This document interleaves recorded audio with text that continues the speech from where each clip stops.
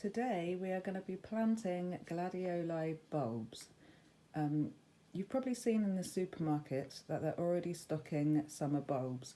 If you want bright colours for your garden this summer, now would be a good time to get them in the soil. Gladioli are big, tall, beautiful flower spikes, and they come in all different colours. And you start off by planting these little bulbs, which are actually corms. They like to be planted about 5 to 6 inches deep, with a little bit of space in between them. They don't want to be bunched up too close together. It is a bit early to plant them at the end of January, but I'm just being optimistic here. I think the best time, because gladioli don't like to be planted too soon, too early in the freezing cold soil, I would say end of February, March would be a perfect time to get them planted. But I'm going to show you today as an example of how easy it is. It takes minutes, and then you just leave them do their job, and you'll be so glad come summer that you did, because they really do put on a show, and they last months. I think last year mine started flowering at around mid-June, and they kept going well into early autumn. They're beautiful. They're so dramatic with the colour and height as well. So they're really good if you've got not much room, if you've got a small garden, because they grow vertically and high. It can give you a bit more space. So what I normally do is I plant them in a small container like this, in some general multi-purpose compost, which I got from Wilko's, I think. This is fresh compost, but I did use an old container. I pop them on top so I can see where they'll be pushed down. Like I said, they like a little bit of space. I'll push these down with my hands, down as far as they go to almost the bottom of the pot. Not right down to the bottom, because water will collect and they will rot.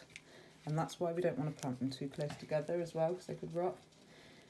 Now, if you don't like the feeling of mud and compost and the dirt on your hands, that's fine. Just wear a pair of gloves. I really don't care about the mud getting right under my nails. Just wash it off. I do have a friend, no names, Shelley, that really doesn't like the feeling of the mud on her hands.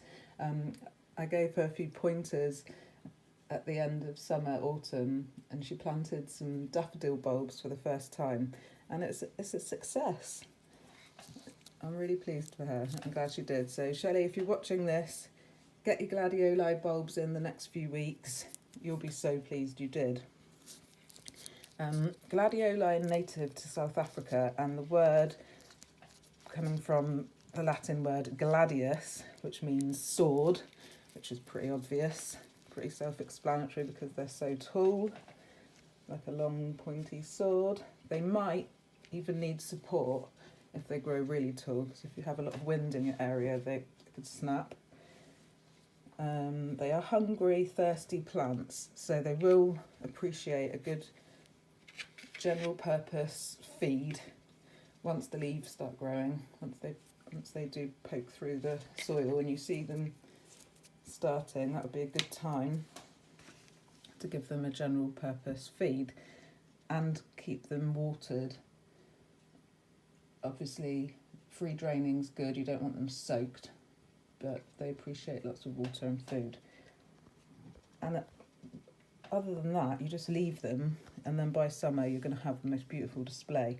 Last year I had bright orange ones and they were gorgeous. I'll have to try and get a photo in this video. So between March and I think the latest is May, but then you'll have a more of an autumn display.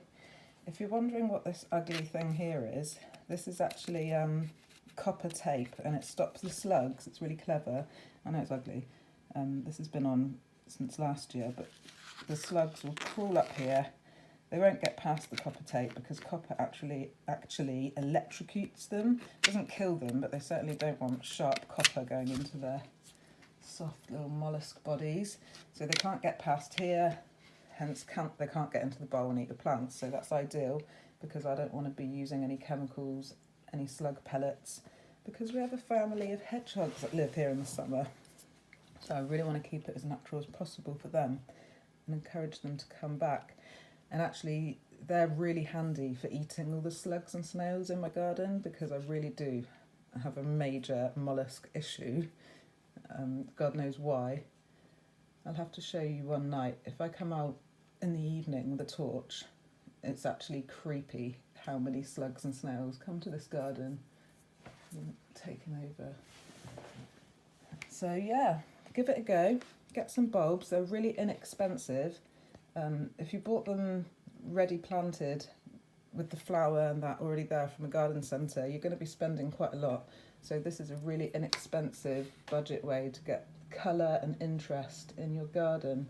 I've just noticed some really cool birds. Let me see. I don't think you can see. I don't know what kind of birds these are.